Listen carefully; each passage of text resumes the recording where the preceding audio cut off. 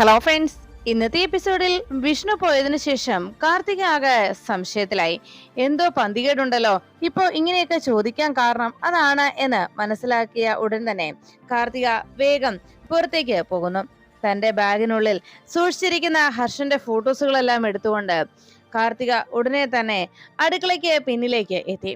ആരെങ്കിലും തന്നെ കാണുന്നുണ്ടോ എന്ന് നോക്കിയതിനു ശേഷം വേഗം ആ ഫോട്ടോകളെല്ലാം തന്നെ ആ മുറ്റത്തേക്ക് വലിച്ചെറിഞ്ഞു. ഇനി ഇവന്റെ ഫോട്ടോ എനിക്ക് എന്തിനാണ് എന്ന് പറഞ്ഞുകൊണ്ട് ഇതെല്ലാം കത്തി തീരട്ടെ, ഇതെല്ലാം ചാമ്പലാകുന്നതോടെ അവൻ എന്റെ ജീവിതത്തിലുള്ള എന്റെ മനസ്സിലുള്ള അവന്റെ സ്ഥാനം ഇല്ലാതായിക്കോട്ടെ, ഇതോടൊപ്പം അവന്റെ ഓർമ്മകളും കത്തി നശിക്കട്ടെ, ഇതുപോലെ തന്നെ അവന്റെ ഓർമ്മകളും ചാരമാകട്ടെ എന്ന് പറഞ്ഞുകൊണ്ട് ആ ഫോട്ടോകളെല്ലാം കാർത്തിക തീയിട്ടു. അപ്പോഴാണ് കാർത്തികയും ഹർഷനും ഒന്നിച്ചുള്ള ആ ഫോട്ടോകൾ ഇടുന്ന നേരത്ത് കിച്ചണിൽ നിന്ന പൊന്നി ആ കാഴ്ച കണ്ടു. ഇവളെന്താ ഈ കത്തിച്ചു കളയുന്നത് എന്ന് സംശയത്തോടെ പൊന്നി ആലോചിച്ചിരുന്നു. എന്തായാലും അത് നശിപ്പിച്ച് കളയുന്നുണ്ടെങ്കിൽ അതിനെ പിന്നിൽ എന്തോ ഒളിപ്പിക്കേണ്ട കാര്യമുണ്ട്, അല്ലെങ്കിൽ അവൾ അതങ്ങനെ ചെയ്യില്ലല്ലോ എന്ന് പൊന്നിക്കും സംശയമായി. ഉടനെ തന്നെ അവിടെ നിലത്ത് വീണ ആ ഫോട്ടോകൾ ഓരോന്നും അവിടെ കത്തിക്കാനായി വെച്ചിരിക്കുന്ന വേസ്റ്റ് ബാസ്ക്കറ്റിൽ ഉണ്ടായിരുന്ന എല്ലാ പേപ്പറുകളും കൂട്ടിയിട്ട് അതിന് മുകളിലേക്ക് ആ ഫോട്ടോയും വെച്ച് കാർത്തിക അത് കത്തിച്ചുകൊണ്ടിരുന്നു. ദൈവമേ, അത് മുഴുവൻ കത്തി തീരുവല്ലോ, അത് എന്താണെന്ന് അറിയാനും കഴിയുന്നില്ലല്ലോ എന്ന സംശയത്തോടെയും സങ്കടത്തോടെയും പൊന്നി അവിടെ നിൽക്കുമ്പോ അപ്പുറത്ത് മാറി നിന്ന ഫോണിൽ സംസാരിക്കുന്ന പിള്ളേച്ചനെ കാർത്തിക കാണാനിടയായി. പിള്ളയെങ്ങാനും ആ കാഴ്ച കണ്ടാൽ അത് കൂടുതൽ പ്രശ്നമാകുമല്ലോ എന്ന് കരുതി ഉടനെ തന്നെ കാർത്തിക പിള്ളയുടെ കണ്ണിൽ പെടാതിരിക്കാനായി വേഗം അവിടെ നിന്ന് മാറുന്നു. അവിടെ കത്തിക്കൊണ്ടിരിക്കുന്ന ആ ഫോട്ടോകൾ സ്വയം കത്തി തീർന്നോളും എന്നുള്ള വിശ്വാസത്തിൽ കാർത്തിക അവിടെ നിന്ന് വേഗം പോയതും പൊന്നി ആ തക്കം നോക്കി അവൾ കത്തിച്ചുകൊണ്ടിരുന്നത് എന്താണെന്ന് അറിയാനായി വേഗം അവിടേക്ക് ഓടിയെത്തി. കാർത്തിക പോയെന്ന് ഉറപ്പായതോടെ അവൾ ആരെ കണ്ടിട്ടാണ് ഓടിപ്പോയതെന്ന് പൊന്നി വേഗം നോക്കി. അപ്പുറത്ത് നിൽക്കുന്ന പിള്ളച്ചേട്ടനെ കണ്ടതോടെ പൊന്നിക്ക് ആശ്വാസമായി. ഉടനെ തന്നെ എന്ത് ചെയ്യുമെന്ന് ആലോചിച്ച് അപ്പുറത്തിരുന്ന ആ മഗ്ഗിൽ നിന്ന് കുറച്ച് വെള്ളം എടുത്ത് അതിൽ തളിക്കാനായി തയ്യാറാകുന്നു. പിന്നീട് അടുത്ത് കണ്ട ഒരു കമ്പ് എടുത്തുകൊണ്ട് വന്ന് പെട്ടെന്ന് ആ പേപ്പർ കഷ്ണങ്ങളിൽ പിടിച്ച തീ തല്ലിക്കെടുത്തി. വെള്ളമൊഴിച്ചാൽ അതെല്ലാം ചിലപ്പോൾ നശിച്ചു പോയാലോ എന്ന് കരുതി ആ കമ്പിൻ കഷ്ണം കൊണ്ട് അതിലുണ്ടായിരുന്ന കത്തി തീരാതെ ബാക്കി കിടന്നിരുന്ന ഒരു ഫോട്ടോ വേഗം തള്ളി മാറ്റിയിട്ട് അതിലെ തീ തല്ലിക്കെടുത്തുകയാണ് പൊന്നി. അങ്ങനെ അവസാനം ആ ഫോട്ടോ തല്ലിക്കെടുത്തിയതും ഫോട്ടോയിലുണ്ടായിരുന്ന തീ തല്ലിക്കെടുത്തിയതും അതിൽ അവസാനമായി അവശേഷിച്ചത് ഹർഷന്റെ പാതി ശരീരം മാത്രമുള്ള ഒരു ഫോട്ടോയായിരുന്നു. അതിൽ ഭാഗ്യത്തിന് പൊന്നിക്ക് അയാളുടെ മുഖം വ്യക്തമാകുന്ന രീതിയിലുള്ള ഭാഗം തന്നെ പൊന്നിക്ക് അതിൽ നിന്ന് കണ്ടെത്താൻ സാധിച്ചു. ഉടനെ അത് കയ്യിലേക്ക് എടുത്തതും പൊന്നിക്കാകെ സംശയമായി. ഇത് ആരുടെ ഫോട്ടോയായിരിക്കും? എന്തായാലും ഇത് അവൾ കത്തിച്ചു കളഞ്ഞെങ്കിൽ ഇത് അവൾക്ക് ഒളിപ്പിക്കേണ്ട രഹസ്യങ്ങളിൽ ഒന്ന് തന്നെയാണ്. അപ്പോ ഇത് അവൾക്കെതിരായിട്ടുള്ള എന്തോ ഒരു തെളിവാണ് എന്ന് കാർത്തിക അത് നശിപ്പിക്കാൻ ശ്രമിച്ചതും അതുകൊണ്ട് തന്നെയാണെന്ന് പൊന്നിക്ക് മനസ്സിലായി. ഉടൻ തന്നെ പൊന്നി ആ ഫോട്ടോ കൈക്കലാക്കി. അതിനുശേഷം ശാരദാമ്മയുടെ വീടാണ് കാണുന്നത്. അവിടെ സിറ്റ് ഔട്ടിൽ ഇരുന്നുകൊണ്ട് ആ വരാന്തയിൽ ഇരുന്ന് തന്റെ ബുക്കിലേക്ക് നോട്ട്സ് എഴുതിക്കൊണ്ടിരിക്കുന്ന സത്യമോള് ഒരു ഓട്ടോ വന്ന് നിൽക്കുന്ന കണ്ടതോടെ അതിലേക്ക് നോക്കി. അപ്പോഴേക്കും ഓട്ടോയിൽ നിന്ന് പൊന്നി ഇറങ്ങി ഓട്ടോക്കാരനോട് ഒന്ന് വെയിറ്റ് ചെയ്യാനായി പറഞ്ഞു. ആ പൊന്നിയാൻറ്റി എന്ന് വിളിച്ച് സത്യ വളരെ സന്തോഷത്തോടെ വിളിച്ചതും പൊന്നി ആ സിറ്റ് ഔട്ടിലേക്ക് എത്തിയിട്ട് ചോദിച്ചു, മോളെ അമ്മയില്ലേ ഇവിടെ എന്ന് ചോദിച്ചു. ഉണ്ടല്ലോ, അമ്മ അകത്തുണ്ടല്ലോ എന്ന് പറഞ്ഞതും പൊന്നിയോട് സത്യ ചോദിച്ചു, എന്താ അമ്മയെ വിളിക്കണോ? ഒന്ന് വേഗം വിളിച്ചിട്ട് വരാവോ, പെട്ടെന്ന് വേണം, ഒരു അത്യാവശ്യ കാര്യം ആന്റിക്ക് പറയാനാണ് എന്ന് പൊന്നി സത്യമോളോട് അറിയിച്ചു. അത് കേട്ടതും സത്യ വേഗം എന്നാ ആന്റി ഇവിടെ നിൽക്കേ എന്ന് പറഞ്ഞ് വേഗം കുഞ്ഞ് അകത്തേക്ക് കയറിപ്പോയി. സത്യമോള് പോയതിനു ശേഷം ആകെ ടെൻഷൻ അടിച്ച് പൊന്നി വാതുക്ക് നിൽക്കുമ്പോ വേഗം തന്നെ ശാലിനി വാതുക്കിലേക്ക് എത്തി. എന്താ പൊന്നി എന്ന് ചോദിച്ച് അരികിലേക്ക് എത്തിയതും പൊന്നി ശാലിനിയെ നോക്കിയിട്ട് പറഞ്ഞു, അത് പിന്നെ മോളെ ഇന്ന് അവിടെ ഒരു സംഭവം ഉണ്ടായി എന്ന് പറഞ്ഞു.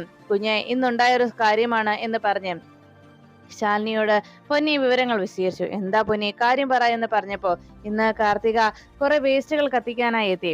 അതിൽ കാർത്തിക കുറെ ഫോട്ടോസുകൾ വലിച്ചെറിയുന്നത് ഞാൻ കണ്ടു. അത് തല്ലിക്കെടുത്തിയപ്പോ അതിൽ നിന്ന് കിട്ടിയതാണ് ദാ ഈ ഫോട്ടോ. ഇത് ആരുടേതാണെന്നൊന്നും അറിയില്ല, പക്ഷെ ഇത് നശിപ്പിച്ചു കളയാൻ ശ്രമിച്ചെങ്കിലും ഇതിന് പിന്നിൽ എന്തോ രഹസ്യമുണ്ടെന്ന് എനിക്ക് തോന്നി. അത് കുഞ്ഞിന്റെ കയ്യിലേക്ക് ഏൽപ്പിക്കാമെന്നോർത്ത് ഞാൻ വേഗം വന്നതാണെന്ന് പറഞ്ഞത് ശാലിനി ആ ഫോട്ടോ നോക്കി അത് ആരുടേതാണ് എന്ന് ഒരു ഊഹത്തിൽ അങ്ങനെ ആലോചിച്ചു നിന്നു.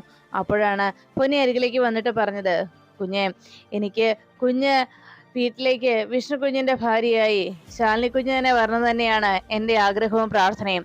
എന്റെ മനസ്സ് നിറഞ്ഞുള്ള എല്ലായ്പ്പോഴത്തെയും പ്രാർത്ഥന അതുകൊണ്ടാണ്. ആ കാർത്തികേയ എന്ന ആ പെണ്ണ് ആ വീട്ടിലേക്ക് ഒരിക്കലും വരരുത്.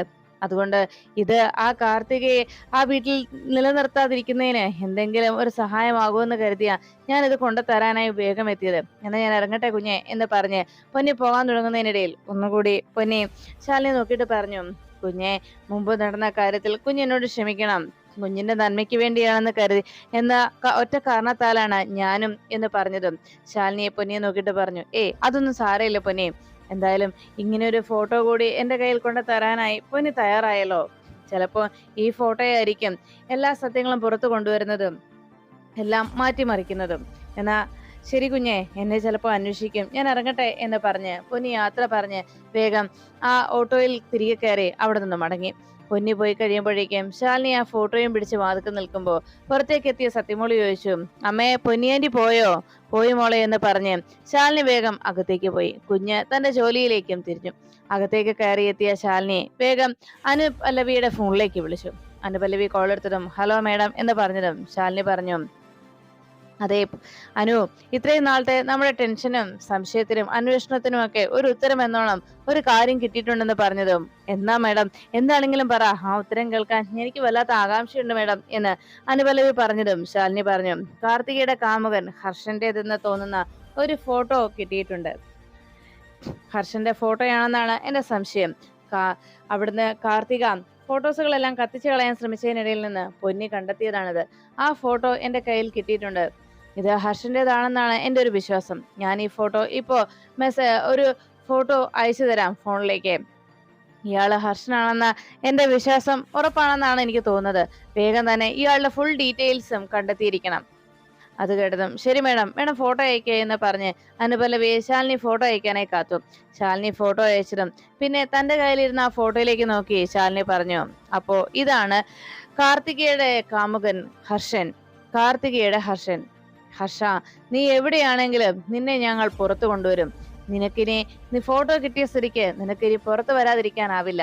നീ പുറത്തു വന്നില്ല എങ്കിൽ നിന്നെ ഞങ്ങൾ പുറത്തു കൊണ്ടുവരും എന്ന് ശാലിനി ഹർഷന്റെ ഫോട്ടോയിൽ നോക്കി പറയുന്നു. അതിനുശേഷം കാണുന്നത് സത്യാമ്മയുടെ വീട്ടിൽ സത്യഭാമ വല്ലാത്ത ടെൻഷനോടെ ഹാളിലൂടെ നടന്നു. ആ സമയത്ത് രോഹിത് പപ്പിമോൾക്ക് പഠിക്കാനുള്ള ഓരോ കാര്യങ്ങൾ പറഞ്ഞു കൊടുത്തുകൊണ്ടിരിക്കുമ്പോൾ പെട്ടെന്ന് സത്യാമ്മയെ നോക്കിക്കൊണ്ട് അരികിലേക്ക് സത്യാമ്മയ്ക്ക് കുടിക്കാനായി ഒരു ഗ്ലാസ് വെള്ളവുമായിട്ട് കാർത്തിക എത്തി. സത്യാമ്മേ, ദാ ഇത് കുടിക്ക് എന്ന് പറഞ്ഞ് ആ വെള്ളം സത്യഭാമയ്ക്ക് നേരെ നീട്ടിയതും സത്യഭാമ പറഞ്ഞു, എന്തിനാ മോളെ നീ ഇതെടുത്തോണ്ട് വന്നത്? പൊന്നി ഉണ്ടായിരുന്നല്ലോ അവിടെ എന്ന് ചോദിച്ചപ്പോ കാർത്തിക പറഞ്ഞു, അമ്മയുടെ കാര്യം നോക്കേണ്ടത് മക്കളുടെ കടമയല്ലേ എന്ന് ചോദിച്ചതും സത്യഭാമ വലിയ സന്തോഷത്തോടെ അത് വാങ്ങിച്ചു കുടിച്ചു. രോഹിത് അത് കേട്ടതും വലിയ ഗൗരവമൊന്നും കൊടുക്കാതെ രോഹിത് പത്മോൾക്ക് നോട്ട്സ് പറഞ്ഞു കൊടുത്തുകൊണ്ടിരുന്നു. അപ്പോഴാണ് മുറ്റത്ത് കാറ് വന്ന് നിൽക്കുന്ന ശബ്ദം കേട്ടത്. സത്യഭാമയും കാർത്തികയും അവിടേക്ക് നോക്കിയപ്പോൾ കാറിൽ നിന്ന് വിഷ്ണു ഇറങ്ങി. പിന്നാലെ പിള്ളേച്ചൻ രാഘവൻ നായരെ പതിയെ പിടിച്ചിറക്കുന്നു. പിള്ളേച്ചനും വിഷ്ണുവും കൂടി രാഘവൻ നായരെ ഇരുവശങ്ങളിലുമായി പിടിച്ചുകൊണ്ട് പതിയെ അകത്തേക്ക് കൂട്ടിക്കൊണ്ടു വന്നു. രാഘവൻ നായർ പറഞ്ഞു, വേണ്ട, ഇനി എന്നെ പിടിക്കണ്ട, വിട്ടു. നിങ്ങൾ എന്നെ തീർത്തും ഒരു അവശത നിലയിലേക്ക് എത്തിക്കണ്ട. എനിക്ക് തീർത്തും വയ്യാത്ത ഒരു രോഗിയാക്കി മാറ്റാൻ നോക്കണ്ട എന്ന് പറയുമ്പോൾ രോഹിത്തും വേഗം എഴുന്നേറ്റ് രാഘവൻ നായരുടെ വിശേഷം അറിയാനായി അരികിലേക്ക് ചെന്നു. ഉടനെ രാഘവൻ നായർ പതിയെ ആ കസേരയിലേക്ക് വന്നങ്ങിരുന്നു. ഉടനെ തന്നെ സത്യഭാമയും മറ്റെല്ലാവരും നോക്കുമ്പോൾ രാഘവൻ നായർ പറഞ്ഞു, ആ എണ്ണയൊക്കെ ഇട്ടുള്ള ഒരു ഒഴിച്ചിലായതുകൊണ്ട് ദേഹത്തിനൊക്കെ ഒരു വല്ലാത്തൊരു വിമിഷ്ടം, അത്രയേ ഉള്ളൂ. ഇനി ഇവിടെ കിടന്നൊന്ന് ഉറങ്ങിക്കഴിയുമ്പോൾ വീണ്ടും പഴയ പടിയാവും. അപ്പോഴേക്കും പൊന്നിയും അവിടേക്ക് എത്തി. ഉടനെ സത്യഭാമ ചോദിച്ചു, എന്താ രാഘവേട്ട, വൈദ്യരെന്താ പറഞ്ഞത്? എന്ത് പറയാനാ, ഇനി ഇതുപോലെ 2-3 ഒഴിച്ചിൽ കൂടി നടന്നാലൊന്നും ഈ ജീവൻ അങ്ങ് തീരില്ല എന്നാ പറഞ്ഞത്. അത് കേട്ടതും സത്യഭാമ പറഞ്ഞു, അല്ലെങ്കിലും ഈ രാഘവേട്ടനോട് കാര്യമായിട്ട് എന്തെങ്കിലും ചോദിച്ചു കഴിഞ്ഞാൽ അപ്പോ ഇതുപോലെ തർക്കുത്തരം മാത്രമല്ലേ ഉള്ളൂ നാവിൽ നിന്ന് വരുള്ളൂ. നീ പറയടാ വിഷ്ണു, എന്താ ഡോക്ടർ അവിടെ ചെന്നപ്പോ വൈദ്യര് പറഞ്ഞത് എന്ന് ചോദിച്ചതും വിഷ്ണു പറഞ്ഞു, ഭേദമുണ്ടെന്ന അമ്മേ വൈദ്യര് പറഞ്ഞത്. ഇനിയും ഇതുപോലെ ചെയ്താൽ ഉടൻ തന്നെ മാറ്റം ഉണ്ടാവുമെന്നും താമസിയാതെ തന്നെ ഈ സ്റ്റിക്കിന്റെ സഹായമില്ലാതെ തന്നെ നടക്കാൻ കഴിയുമെന്നുമാണ് വൈദ്യര് പറഞ്ഞത് എന്നറിയിച്ചു. അത് കേട്ടപ്പോഴേക്കും സത്യഭാമ വലിയ സന്തോഷത്തിലായി. അപ്പോഴേക്കും സത്യഭാമയോട് രാഘവൻ നായർ ചോദിച്ചു, അല്ല ഇനിയിപ്പോ എന്തിനാ എഴുന്നേറ്റ് നടക്കുന്നത്? അല്ലാതെ തന്നെ ഈ കാഴ്ചകളൊക്കെ കാണുന്നുണ്ടല്ലോ. എന്റെ ആഗ്രഹം ഈ കിടപ്പിൽ അങ്ങ് തീർന്നു കിട്ടിയാൽ മതിയെന്നാണ്. ഇനിയും ഇതുപോലെയുള്ള കാഴ്ചകളൊന്നും, മനസ്സിന് സുഖം നൽകാത്ത കാഴ്ചകളൊന്നും കാണണ്ടല്ലോ എന്ന് പറഞ്ഞ് രാഘവൻ നായർ വേഗം അവിടെ നിന്ന് എഴുന്നേറ്റു. രാഘവൻ നായരെ കൂട്ടിക്കൊണ്ട് പിള്ളേച്ചൻ റൂമിലേക്ക് പോയി. ഈ സമയത്ത് വിഷ്ണു ആ സെറ്റിയിലേക്ക് ഇരുന്നതും സത്യഭാമ വിഷ്ണുവിന് അരികിലേക്ക് എത്തിയിട്ട് പറഞ്ഞു, എടാ നിന്റെ ആ മോതിരം അങ്ങ് ഊരിക്കേ. ഉടനെ വിഷ്ണു ചോദിച്ചു, അതെന്തിനാമേ മോതിരോ എന്ന് ചോദിച്ചിട്ടും, അതെ മോതിരം തന്നെ, നീ അതിങ്ങ് ഊരിക്കേ എന്ന് പറഞ്ഞു. ഉടനെ വിഷ്ണുവിന്റെ കയ്യിൽ കിടന്ന ആ മോതിരം പതിയെ ഊരി. അപ്പോഴേക്കും എന്തിനാമേ മോതിരം എന്ന് ചോദിച്ചപ്പോഴേക്കും അതൊക്കെ പറയാം എന്ന് പറഞ്ഞ് വിഷ്ണുവിനെ മോതിരം വാങ്ങിച്ചതിന് ശേഷം സത്യഭാമ കാർത്തികയോട് പറഞ്ഞു, മോളുടെ ആ മോതിരം കൂടി ഇങ്ങ് ഊരിക്കേ. കാർത്തിക വളരെ സന്തോഷത്തോടെ തന്റെ കയ്യിൽ കിടന്ന മോതിരം ഊരി സത്യഭാമയെ ഏൽപ്പിച്ചു. സത്യഭാമ ആ മോതിരങ്ങൾ രണ്ടും വാങ്ങിച്ചിട്ട് നേരെ പിള്ളേച്ചനെ വിളിച്ചു. പിള്ളേ, ദാ ഈ മോതിരം രണ്ടും കൊടുത്ത് ഇതേ അളവിൽ പുതിയ ഒരെണ്ണം നാളെ തന്നെ പണി കഴിപ്പിച്ചു തരാൻ പറയണം. അത് കേട്ടപ്പോഴേക്കും ആകെ അതിശയമായി അവർക്കും. വിഷ്ണു ചോദിച്ചു, അമ്മേ അതെന്തിനാ? അപ്പോഴേക്കും സത്യഭാമ പറഞ്ഞു, അല്ല, ഇവിടെ ജാതകമാറ്റമൊന്നും നടത്തിയിട്ടില്ലാത്തത് കൊണ്ട് തന്നെ ഇവിടെ ഇനി മാംഗല്യം നടക്കുന്ന സമയത്ത് തന്നെ, മാംഗല്യ മുഹൂർത്തം കുറിക്കുന്ന സമയത്ത് തന്നെ മോതിരം അങ്ങ് കൈമാറ്റവും നടത്താമെന്ന് കരുതി. എൻഗേജ്മെന്റ് കൂടി ആവുമല്ലോ എന്ന് പറഞ്ഞപ്പോ ഉടനെ പിള്ളേച്ചൻ പോകാൻ തുടങ്ങുന്നത് കണ്ട് വിഷ്ണു വേഗം ചാടി എഴുന്നേറ്റു. അതിന്റെ ആവശ്യമൊന്നുമില്ലമ്മേ, മോതിരം, പുതിയൊരു മോതിരം, അതിന്റെ ആവശ്യമൊന്നുമില്ല, എന്റെ മോതിരം ഇങ്ങനേക്ക്, ഉള്ള മോതിരമൊക്കെ തന്നെ മതി എന്ന് പറഞ്ഞ് വിഷ്ണു മോതിരം വാങ്ങിക്കാൻ ഒരുങ്ങുമ്പോ സത്യഭാമ പറഞ്ഞു, എടാ നിന്നോട് ഞാൻ പറയുന്നത് കേട്ടാ മതി എന്ന് പറഞ്ഞുകൊണ്ട് വിഷ്ണു ചോദിച്ചു, അമ്മ അതിപ്പോ എന്തിനാ എന്ന് ചോദിച്ചപ്പോഴേക്കും ഉടനെ സത്യഭാമ പറഞ്ഞു, എടാ പലതവണയായി നമ്മൾ പറഞ്ഞ് അവസാനിപ്പിച്ചതാണ് ഈ വിഷയം. ഇനിയും നീ ഞാനും തമ്മിൽ കൊമ്പ് കോർക്കാനാണോ നീ ഒരുങ്ങുന്നത്? എന്തായാലും നീ ആരെയും അറിയിക്കാതെ പാത്തു നടത്തിയ കല്യാണമാണ് ഞാൻ എല്ലാവരെയും അറിയിച്ച് നടത്താൻ ശ്രമിക്കുന്നത്. അതുകൊണ്ട് ഇക്കാര്യത്തിൽ യാതൊരു മാറ്റവുമില്ല. ഇത് തീർച്ചയായിട്ടും ഞാൻ പറയുന്ന പോലെ തന്നെ നടത്തുക തന്നെ ചെയ്യുമെന്ന് പറയുമ്പോൾ വിഷ്ണു ആകെ കലിയോടെ കാർത്തികയെ നോക്കി. അപ്പോഴേക്കും സത്യഭാമ ചോദിച്ചു, ടാ നീ എന്തിനാ അവളെ നോക്കുന്നത്? അവളെ എന്റെ മരുമകളല്ല, എന്റെ മകൾ തന്നെയാണ്. നാളെ ഞങ്ങൾ രണ്ടുപേരും കൂടിയാണ് കല്യാണ പുടവ എടുക്കാനായി പോകുന്നത് എന്ന് സത്യഭാമ കാർത്തിക അരികിൽ നിർത്തി പറഞ്ഞു. കാർത്തിക വളരെ സന്തോഷത്തോടെ അങ്ങനെ നിൽക്കുമ്പോ വിഷ്ണുവിനോട് നോക്കിയിട്ട് സത്യഭാമ പറഞ്ഞു, നിനക്കുള്ള കോടി വസ്ത്രവും മുണ്ടുമൊക്കെ നീയും രോഹിത്തും കൂടെ പോയി വാങ്ങിച്ചാൽ മതി. ഞങ്ങൾ രണ്ടുപേരും കൂടി നാളെ തന്നെ പുടവ എടുക്കാനായിട്ട് പോകും. എടാ രോഹിത്തെ, നാളെ തന്നെ നീ വിഷ്ണുവിനെ കൂട്ടി പോയി അവന്റെ വസ്ത്രം വാങ്ങിച്ചോണം കേട്ടല്ലോ എന്ന് പറഞ്ഞതും രോഹിത് ഒന്നും മിണ്ടാതെ നിൽക്കുമ്പോ വിഷ്ണു ആകെ കലിയോടെ വേഗം പുറത്തേക്ക് പോകുന്നു.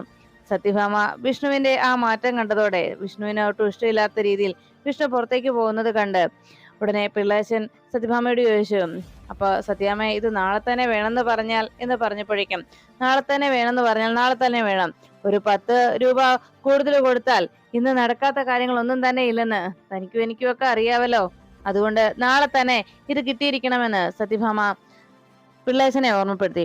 അതിനുശേഷം രോഹിത്തിനെ നോക്കിയിട്ട് പറഞ്ഞു, എടാ രോഹിത്തെ, നാളെ തന്നെ നീ അവനെ വിളിച്ചുകൊണ്ട് പോയി അവനുള്ള ഡ്രസ്സും എടുത്തിരിക്കണം കേട്ടല്ലോ എന്ന് പറഞ്ഞ് സത്യഭാമ വേഗം റൂമിലേക്ക് പോകുന്നു. ഈ സമയത്ത് പിള്ളേച്ചനും രോഹിത്തും പൊന്നിയും ഒക്കെ ആകെ ടെൻഷൻ അടിച്ച് അങ്ങനെ നിൽക്കുമ്പോ വിഷ്ണു ആകെ വിഷമത്തോടെ മുറ്റത്തേക്ക് പോയി ആ കാറിനരികിൽ പോയി നിന്നു.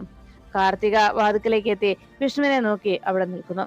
വിവാഹം നടക്കാൻ പോകുന്നതിന്റെ സന്തോഷത്തില് കാർത്തിക നിൽക്കുമ്പോ തന്റെ കയ്യിൽ കിട്ടിയ ആ മോതിരങ്ങൾ രണ്ടിലേക്ക് നോക്കി പിള്ളേച്ചൻ ആകെ വിഷമത്തോടെ നിന്നു. പിന്നീട് പപ്പിമോള് നേരെ ശ്യാമയ്ക്ക് അരികിലേക്ക് എത്തി ശ്യാമയെ വിളിച്ചു, അമ്മ ഇത് വല്ല അറിയുന്നുണ്ടോ? പപ്പിമോള് ആകെ വിഷമത്തിലായി. ഇവിടെ ആ കാർത്തിക ആന്റി ആണെങ്കിൽ ഒന്നിനും എന്നെ സമ്മതിക്കുന്നില്ല, എന്റെ പിന്നാലെ നടക്കുകയാണ്. അതെടുക്കരുത്, ഇതെടുക്കരുത്, അത് തുടരുത്, ഇത് തുടരുത് എന്നെല്ലാം പറഞ്ഞുകൊണ്ട് അമ്മയ്ക്കറിയോ ഇപ്പോ എന്നെ തല്ലാനായിട്ട് ഓടിച്ചു. ഭാഗ്യം കണ്ട ഞാൻ ഓടി രക്ഷപ്പെട്ടത്. അമ്മയ്ക്കറിയോ അമ്മയെ വിഷമിപ്പിക്കാൻ പറഞ്ഞതല്ല എന്നൊക്കെ പപ്പി വിഷമത്തോടെ ശ്യാമയോട് പറഞ്ഞു. പപ്പി മോൾക്ക് ആകെ ശല്യായിരിക്കുകയാണ് ആ കാർത്തിക ആന്റി എന്ന് പപ്പി സങ്കടപ്പെടുമ്പോ അവിടെ കിടന്നുകൊണ്ട് ശ്യാമ മനസ്സിൽ ചിന്തിച്ചു, മോളെ കുറച്ചു ദിവസം കൂടി എന്റെ പൊന്നുമോളൊന്ന് ക്ഷമിക്കേ. മോളുടെ ചേച്ചിയമ്മയെ ഇവിടെ കൊണ്ടുവരാനും ഇവിടെ താമസിപ്പിക്കുന്നതിനും വേണ്ടിയാ അമ്മ ഈ പാടെല്ലാം പെടുന്നത് എന്ന് ശ്യാമ മനസ്സിലങ്ങനെ പറഞ്ഞുകൊണ്ടിരിക്കുമ്പോ എടി പപ്പി എന്ന് വിളിച്ചുകൊണ്ട് കാർത്തിക റൂമിലേക്ക് എത്തി. കാർത്തിക അകത്തേക്ക് വന്ന് ചോദിച്ചു, അത് ശരി, കുരുത്തക്കേട് കാണിച്ചിട്ട് നീ ഇവിടെ വന്ന് നിൽക്കുക അല്ലേ? നിന്നോട് ഞാൻ പറഞ്ഞിട്ടുള്ളതല്ലേ പലതവണ അനുസരണയോടിരിക്കണമെന്ന്. അതെ, അതെങ്ങനെയാ നീ ഇങ്ങനെ ഇരിക്കുന്ന ഈ പറഞ്ഞ അനുസരിക്കുന്നത്? ഈ കിടക്കുന്നതിന്റെ അല്ലേ മകള്? കുഞ്ഞുനാള് മുതല് മര്യാദയ്ക്ക് വളർത്തണം, അല്ലെങ്കിലേ ഇങ്ങനെയൊക്കെ കാണിച്ചു കൂട്ടുമല്ലോ. അതുകൊണ്ട് നിന്റെയൊക്കെയല്ലേ ബാക്കിയായിട്ട് വരിക എന്നൊക്കെ പറഞ്ഞ് ശ്യാമയും കുറ്റപ്പെടുത്തുന്ന വിധത്തിൽ കാർത്തിക സംസാരിച്ചു. നിന്നോട് ആരാടി പറഞ്ഞത് എന്റെ ഈ ഫോൺ എടുക്കാൻ എന്ന് ചോദിച്ചു. ഉടനെ പപ്പിമോള് പറഞ്ഞു, ഇല്ല ഞാൻ എടുത്തിട്ടില്ല അത്. അപ്പോഴേക്കും വീണ്ടും കാർത്തിക പറഞ്ഞു, നീ എടുത്തിട്ടില്ലെന്നോ? ആരാ പറഞ്ഞത്? ഞാൻ വെച്ചിടത്തല്ലല്ലോ ഫോൺ ഇരുന്നത്. എനിക്കറിയാം, അമ്മയുടെ അല്ലേ മോള്, അമ്മയുടെ അതേ കുശാഗ്ര ബുദ്ധി തന്നെയാണല്ലോ മോൾക്കും കിട്ടുക. പിന്നെ ഒരു കാര്യം നീ മനസ്സിലാക്കിക്കും, നിന്റെ അമ്മ ഈ കിടപ്പിൽ തന്നെ അങ്ങ് കിടക്കും. ഇങ്ങോട്ട് മാറിയിക്കടി എന്ന് പറഞ്ഞ് പപ്പിയെ മാറ്റി നിർത്തിയിട്ട് അരികിലേക്ക് വന്ന് ശ്യാമയെ നോക്കിയിട്ട് പറഞ്ഞു, നീ ഈ കിടക്കുന്ന കിടപ്പിലെ ഇതുപോലെ തന്നെ അങ്ങ് കിടക്കും. വെറുതെ അല്ല നീ ഇങ്ങനെ കിടന്നു പോയത്. ഒരിക്കലും നീ എഴുന്നേക്കാനും പോകുന്നില്ല. നിന്റെ മനസ്സിലിരിപ്പിന്റെയും കയ്യിലിരിപ്പിന്റെയാണ് നീ ഇങ്ങനെ കിടന്നു പോയത് എന്ന് ശ്യാമയ്ക്ക് അരികിലേക്ക് എത്തി കാർത്തിക ദേഷ്യത്തോടെ പറഞ്ഞു. കാർത്തികയുടെ വാക്ക് കേട്ട് പൊന്നിയാകെ വിഷമിച്ച് അങ്ങനെ പപ്പി അങ്ങനെ വിഷമിച്ച് അങ്ങനെ നിൽക്കുമ്പോ കാർത്തിക പറഞ്ഞു, അതെ, നിന്റെ മകളല്ലേ, ഇതിലപ്പുറവും ചെയ്തു കൂട്ടുമല്ലോ. എന്തായാലും ഒരു കാലത്തും നീ എഴുന്നേക്കാൻ പോകുന്നില്ല എന്ന് ശ്യാമയെ കുറ്റപ്പെടുത്തി കാർത്തിക അങ്ങനെ സംസാരിക്കുന്നത് കേട്ട് ശ്യാമ മനസ്സിൽ പറഞ്ഞു, ഞാനൊന്ന് എഴുന്നേറ്റിട്ടോടി, നിന്റെ ഈ സംസാരത്തിനൊക്കെ ഞാനൊന്ന് എഴുന്നേറ്റ് കഴിയുമ്പോൾ, ഞാനൊന്ന് എഴുന്നേൽക്കേണ്ട താമസമേ ഉള്ളൂ. ഇതിനൊക്കെ നിനക്ക് കണക്ക് പറഞ്ഞ് ഇതിന് പകരം ഞാൻ തരുന്നുണ്ട്. ഞാനൊന്ന് എഴുന്നേക്കട്ടെടി എന്ന് മനസ്സിലിങ്ങനെ പറഞ്ഞുകൊണ്ട് ശ്യാമ അവിടെ കിടക്കുമ്പോ പപ്പി വേഗം കാർത്തിക നേരെ നിർത്തിയിട്ട് പറഞ്ഞു, ദേ കാർത്തിക ആന്റി, ഈ പറഞ്ഞതൊക്കെ എന്റെ ചേച്ചിയമ്മ കേട്ടാലുണ്ടല്ലോ എന്ന് പറഞ്ഞത്. അമ്മയെ വഴക്ക് പറയുന്നത് ചേച്ചിയമ്മ കേട്ടാലുണ്ടല്ലോ എന്ന് ദേഷ്യത്തോടെ പപ്പി കാർത്തികയോട് പറയുമ്പോ ആ വാക്കുകൾ കേട്ട് ഭയത്തോടെ കാർത്തിക നിൽക്കുന്നു.